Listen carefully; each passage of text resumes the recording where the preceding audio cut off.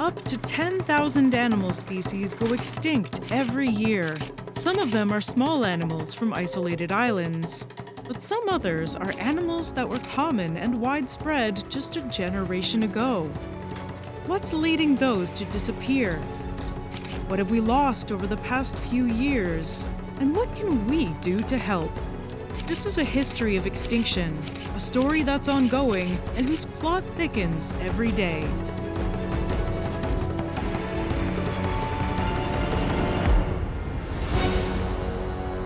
Hi, I'm Danielle Dufault, and you're watching Animalogic.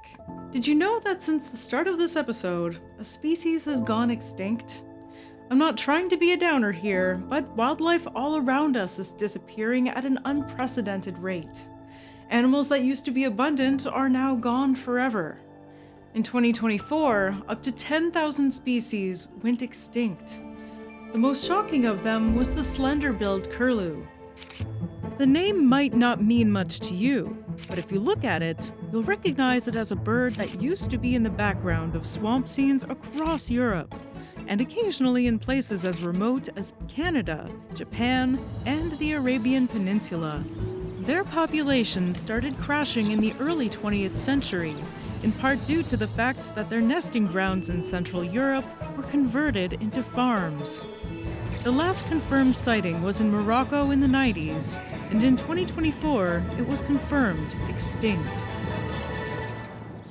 This was a bird that used to be abundant just 100 years ago, and had a gigantic range, and now we'll never get to see it. There were also lots of regional species that said their last goodbyes in 2024.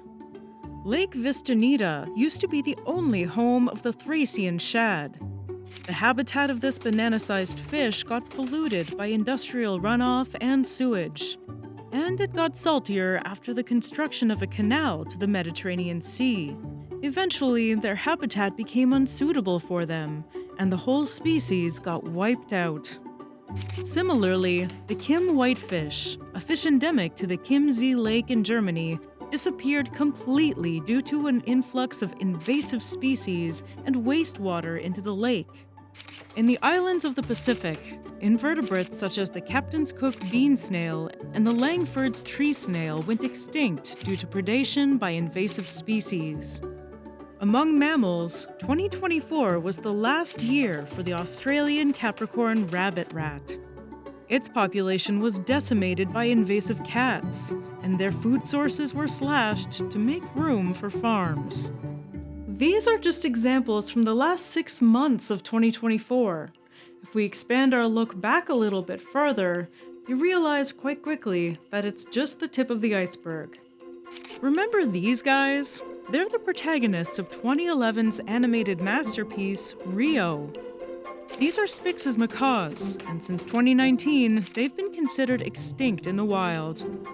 The main threat, as with many other South American species, is deforestation. The introduction of grazing animals like cows and sheep also prevent forests from regrowing naturally. There are some individuals in captivity, and sometimes they escape or get let loose. This leads to occasional sightings, but most importantly, there's a reintroduction program based on breeding them in captivity and releasing them in new protected areas. So there's still a sliver of hope that they can come back, but even this small possibility is more than many species have. Research and breeding on these birds is ongoing. Even while writing this episode, lots of new research came out. Thankfully, Opera made it easy to keep track of all these new findings. Opera 1R2, the new version of the browser, has amazing features to make researching and browsing super easy. You can use tab islands to keep track of the different subjects or areas of your research. The islands help you organize your tabs by context and collapse them to save space. Tab traces help you track your recently used tabs, which is particularly useful for people like me who always have dozens of tabs open and tend to go into research wormholes. You can see what tabs you have used most recently by the darkness of the underscore. And the split screen feature allows you to read articles and take notes all at the same time in a single window. All you have to do is drag your tab down. But of course, Opera is not only amazing for research, it's also the best browser for day-to-day browsing. The built-in floating music player lets you listen to music without having to jump between tabs and windows. They're all in one place, so you can change songs or pause the music without interrupting your browsing. And you can use it outside the browser too. Opera also comes with several themes, so you can adjust the look of the browser to be exactly as you like it. I personally like Midsummer. It's pretty funky. And when you're done setting up Opera to your liking, you can use Aria, the inbuilt AI tool, to help you find quick answers to your questions. Press Ctrl// or Command/, and Aria's command line immediately pops up. And thanks to its image recognition capabilities, you can upload images and get more information about it. Click the link in the description to download Opera and start browsing the internet at its full potential. Spix's macaws are very hard to breed in captivity because of their complex social structures and small genetic pool. But for most animals, this isn't even an option. Yangtze river dolphins are one of those unfortunate species. These dolphins, also known as baijis, were an ancient species that appeared around 20 million years ago and evolved separately from oceanic dolphins. As China industrialized, the Yangtze River got polluted and overcrowded with boats. Some of those boats were fishing boats, which overfished the dolphins' prey. By the time researchers realized how precarious the situation was, it was too late. Baijis didn't do well in captivity and were never successfully bred at research centers. In 2006, they were declared functionally extinct, making them the first cetacean species to go extinct due to human activities. The ecological crisis that destroyed their populations continues and threatens other species. The Chinese paddlefish was declared extinct in 2020, and the Yangtze finless porpoise and the Yangtze giant softshell turtle are critically endangered. Water pollution can quickly destroy marine and river ecosystems, but overfishing and poaching can be an even greater threat. This is exactly what happened to the western black rhino. This black rhino once roamed the savannas across Central and West Africa. It was smaller than other black rhino species, weighing in at just around a ton.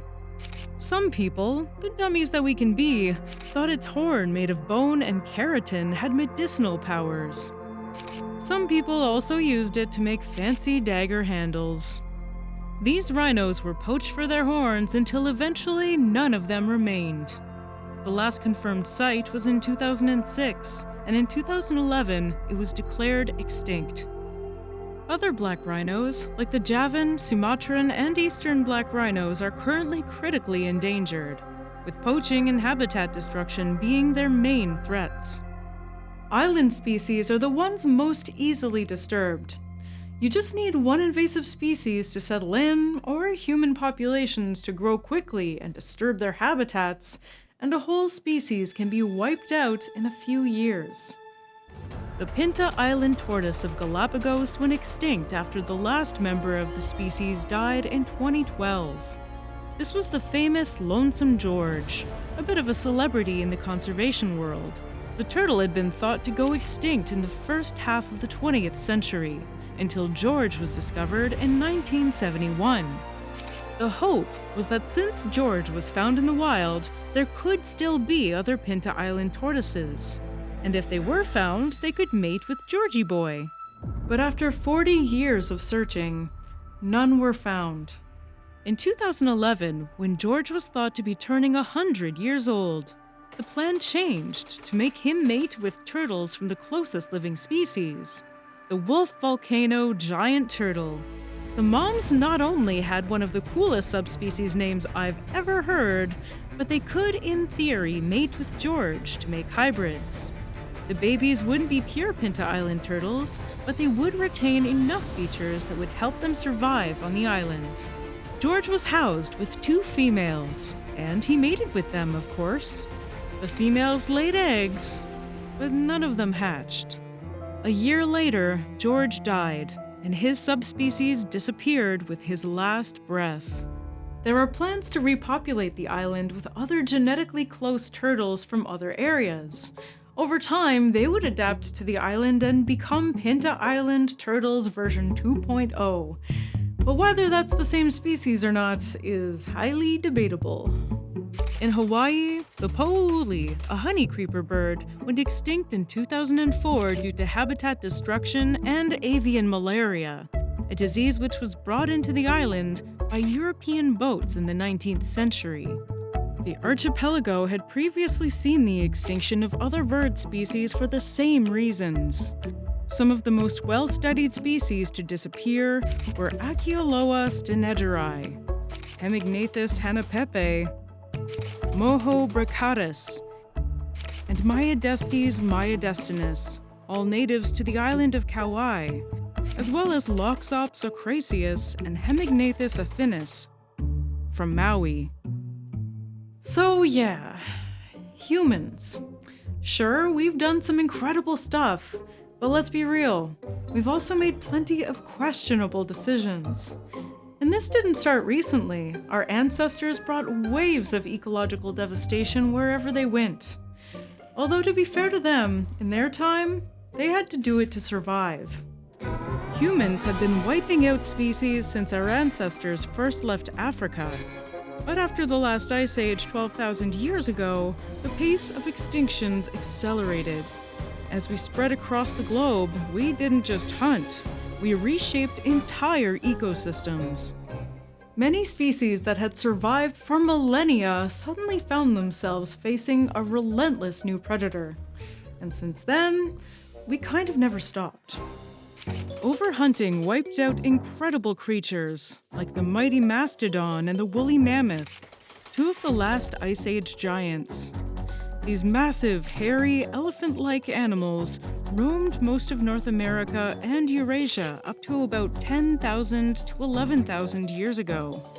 After reaching North America, people hunted them with stone tools. Some sites even show entire groups of mastodons taken down and processed for food. With climate change and habitat loss also in the mix, these mastodons became ancient history. But here's a question. If mastodons and mammoths didn't make it, why do elephants still exist? It comes down to location and adaptability.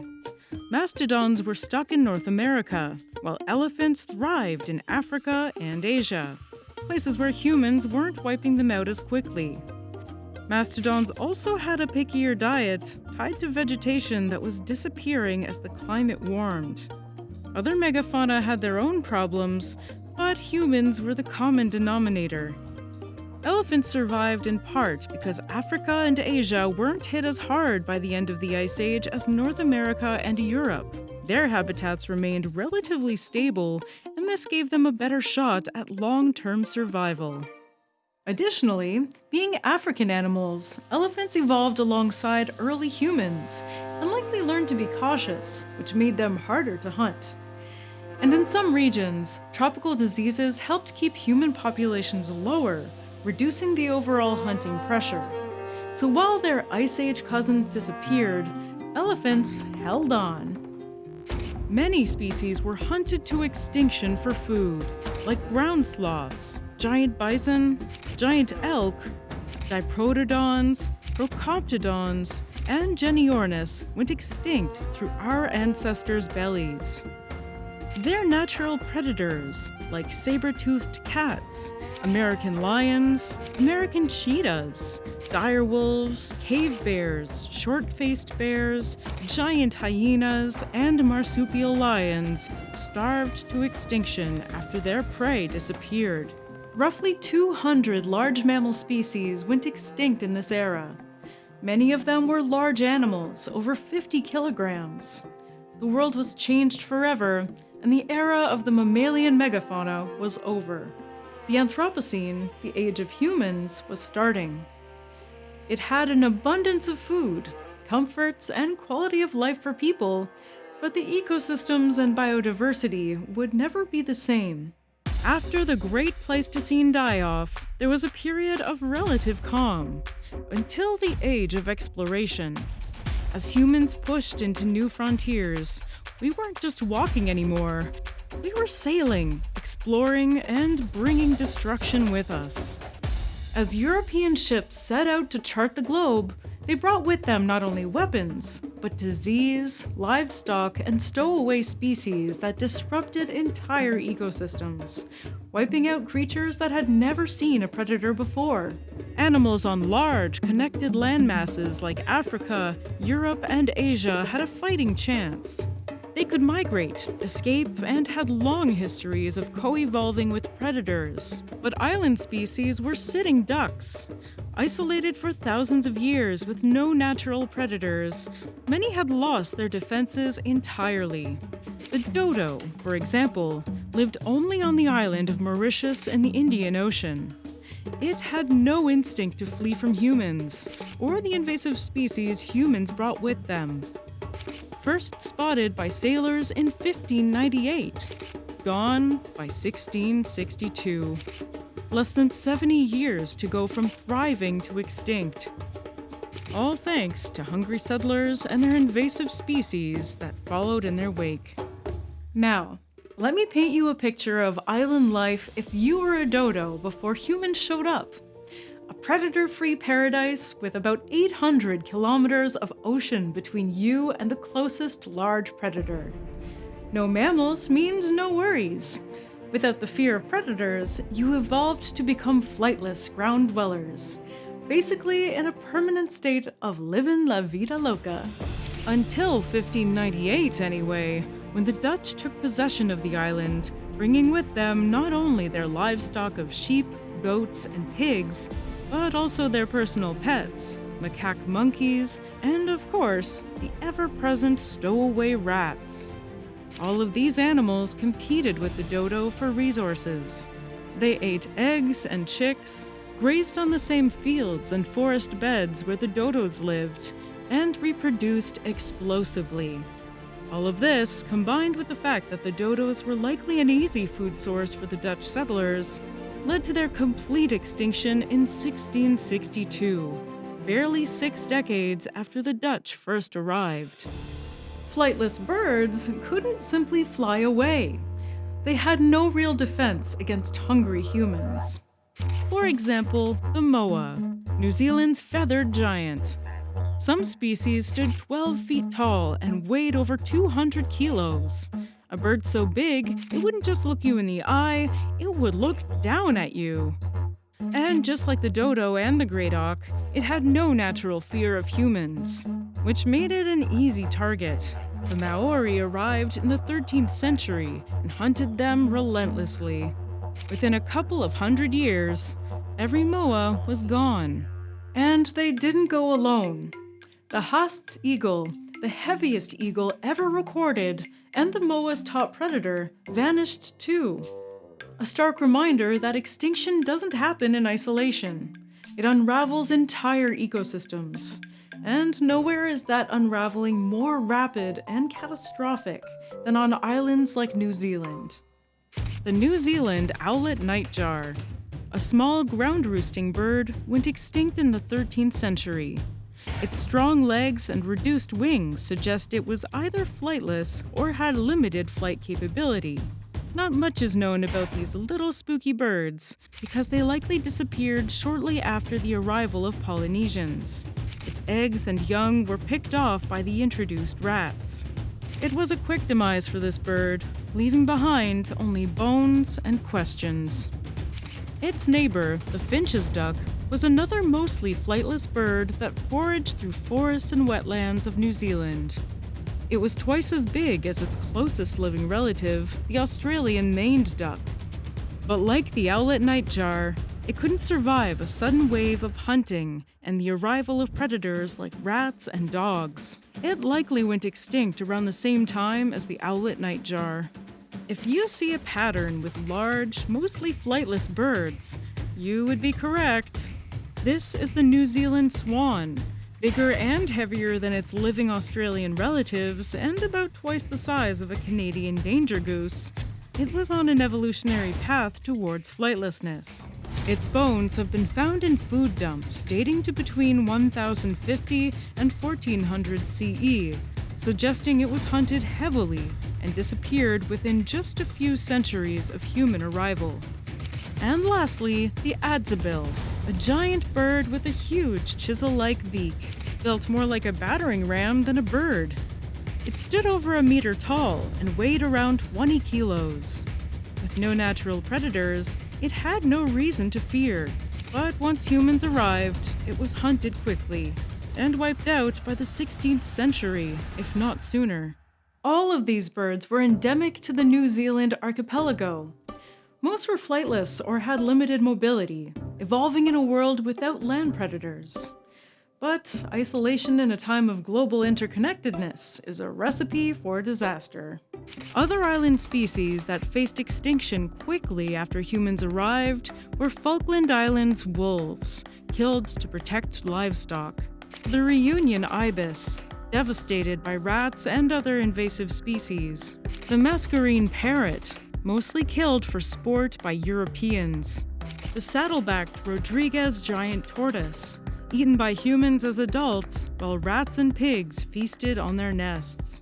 And the Mauritius shelled goose, a neighbor of the dodo and a similar species although not genetically closely related, who suffered the same fate as its funny-looking friend. History is full of species we pushed off the map faster than you can say, "Hey, we'll never make that mistake again." Oh wait, never mind. Outside of island species, sea animals were another casualty of the age of exploration. Sailors found in them a valuable source of food during their long voyages, but often they were too enthusiastic in their hunts. The Steller's sea cow, for example, was first recorded in 1741. It was a 10-ton, 9-meter-long manatee. Slow, gentle, and unfortunately for them, delicious. These giants were found in the shallow waters of the North Pacific, particularly around the Bering Strait. Their limited range placed them directly in the path of Russian fur traders, making them an accessible and convenient food source. Within 30 years of their discovery by Europeans, they were gone. In the Atlantic, the great auks were once kings. They were the northern equivalent of the penguin. These flightless seabirds were fantastic swimmers, but pretty awkward on land, which unfortunately for them is where humans hunted them while they were nesting. They were wiped out for their feathers and meat, and in 1844, the last known pair was squashed out of existence in Iceland. The only thing that remains there is a memorial to the last known great auk. Their nesting grounds continue to be used by their closest living relatives, the razorbills. These little auks are mini versions of their late cousins.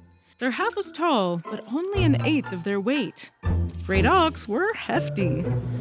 These overhunting dynamics continued for centuries, and in some cases they continue today. A 20th century example is the Tasmanian tiger, the marsupial predator that looked like a wolf, hunted like a big cat, and carried its babies in a pouch. This marsupial predator, a cousin of the Tasmanian devil and also known as the thylacine, could open its jaws a full 80 degrees, and when alarmed, it was said to be able to stand upright and even hop like a kangaroo. Unfortunately, European settlers weren't amused or charmed. They saw them as a threat to their livestock, and bounties were set up to cull them. The last confirmed Tasmanian tiger died in captivity in 1936. The real tragedy is that despite its fearsome reputation, studies suggest its jaw was too weak to kill sheep, meaning its status as a livestock menace was likely overblown. When the last individual died, it was the news of a death foretold, and the last chance to protect the largest marsupial predator in the world. Or did it? People still report unconfirmed sightings to this day. Grainy photos, blurry footage, eyewitness accounts. Maybe it's wishful thinking, or maybe something's out there. Wouldn't be the first time we thought a species was gone, and then be rediscovered alive and well. They're called Lazarus species, a term borrowed from the biblical story of Lazarus, who was raised from the dead. In ecology, it refers to creatures that were thought to be extinct, only to make a surprise reappearance. The OG Lazarus species was the coelacanth, a fish thought to have gone extinct around the same time as the T-Rex, way before we could get our grubby hands on them. In 1938, humans laid eyes on the coelacanth for the first time, when it was caught by accident by a fishing boat. Since then, there's only been a couple hundred of them caught and studied, all of them as bycatch. But we have learned that they're a slow-moving, deep-water species, with possibly the longest gestation period among vertebrates at around 5 years. They swim in a strange way, kinda like doggy paddling or the way animals move on land. And their fins are thought to be a precursor of the types of fins the first fish to take to land had. A really incredible discovery that's still teaching us about fish biology. Who knows what other ancient species might be hiding at the bottom of the ocean? Since then, other species have been rediscovered. The Santa Marta saberwing, an elusive hummingbird native to Colombia's Sierra Nevada de Santa Marta Mountains, was feared extinct after no confirmed sighting since 2010. In July 2022, local birdwatcher Jürgen Vega unexpectedly spotted the iridescent emerald green and blue male during a research expedition, marking only the second documented sighting since 1946. In Galapagos, we have another Lonesome George situation with another species previously thought to be extinct. Her name is Fernanda, the Fernandina Island giant tortoise. She was discovered on Fernandina Island in 2019. Before her, the last confirmed sighting was in 1906, and the species was believed extinct. Her rediscovery not only astonished scientists, but also sparked a conservation love story, because now researchers are on a mission to find her a mate. It's like The Bachelor, but with way more lettuce, and you win just by showing up. Literally any male will do. The bar is low for turtles too, it seems. Unfortunately, her Prince Charming has yet to appear, and for now, Fernanda remains the last known member of her kind, waiting in the volcanic wilderness for a partner who may never arrive. The Wallace's giant bee, aka the world's largest bee, with a wingspan of over 6 centimeters, was last officially recorded in 1981 and presumed extinct. In January 2019, a team of international researchers and conservationists rediscovered this giant bee in Indonesia. Unfortunately, some specimens are now being sold online, highlighting the conservation issues this species faces. Also in Indonesia, on the island of Papua, the Wandiwoi tree kangaroo was feared extinct, with the last confirmed sighting in 1928. In 2018, British naturalist Michael Smith was birding in the Wandiwoi Islands. He observed a strange mammal and took a couple of pictures of it. It was only when he got home and asked around when he realized the magnitude of his discovery. The first confirmed sighting of this species in 90 years. Extinction isn't always forever. Sometimes nature fakes us out, but most times it is. And it's our job to protect those endangered species. Thankfully, there are people all over the world working day and night to save endangered animals. But they always need support. If you can, consider donating to conservation NGOs. Who knows, you might even help Fernanda find a turtle lover and repopulate her island. That would be something to be proud of.